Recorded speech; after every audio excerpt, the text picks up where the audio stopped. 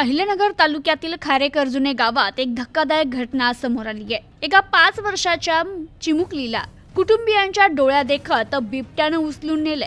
या घटनेने परिसरासह अहिल्यानगरमध्ये भीतीचे वातावरण निर्माण झाले। अहिल्यानगर तालुक्यातील खारेकर्जुने परिसरात काही मजूर कुटुंबे शेतावर वस्ती करून राहतात। बुधवारी सायंकाळी 6:30च्या सुमारास सुनील पवार यांचे कुटुंब शेतातील काम संपवून वस्तीवर शेकोटीजवळ बसले होते। तेवढ्यात 5 वर्षीय रियांका सुनील पवार ही देखील शेकोटीपासून थोड्याच अंतरावर खेळत होती।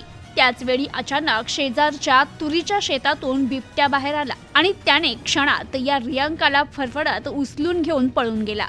ही घटना काही क्षणात घडली आणि क्षणातच होत्याचं नव्हतं झालं।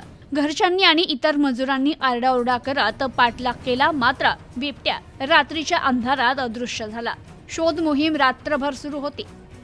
घटना घडल्यानंतर परिसरात भीतीचे वातावरण निर्माण झाले। गावकऱ्यांनी एकत्र येत स्वतःच्या पातळीवर शोध मोहीम सुरू केली।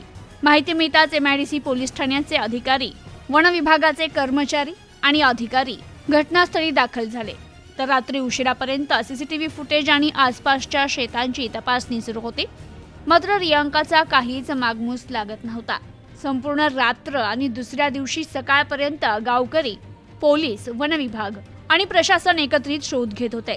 तर 16 तासांच्या अथक प्रयत्नांनंतर आज 13 नोव्हेंबर रोजी सकाळी 11 वाजता हिंगणघाट रोड परिसरातील काटेरी झुडपात रियांकाचा मृतदेह विचित्र अवस्थेत आढळला। ही बातमी समजताच खारेकर्जुने आणि परिसरातील नागरिकांमध्ये तीव्र संताप आणि दुःखाची लाट पसरली आहे। संपूर्ण गाव शोक सागरात बुडालाय।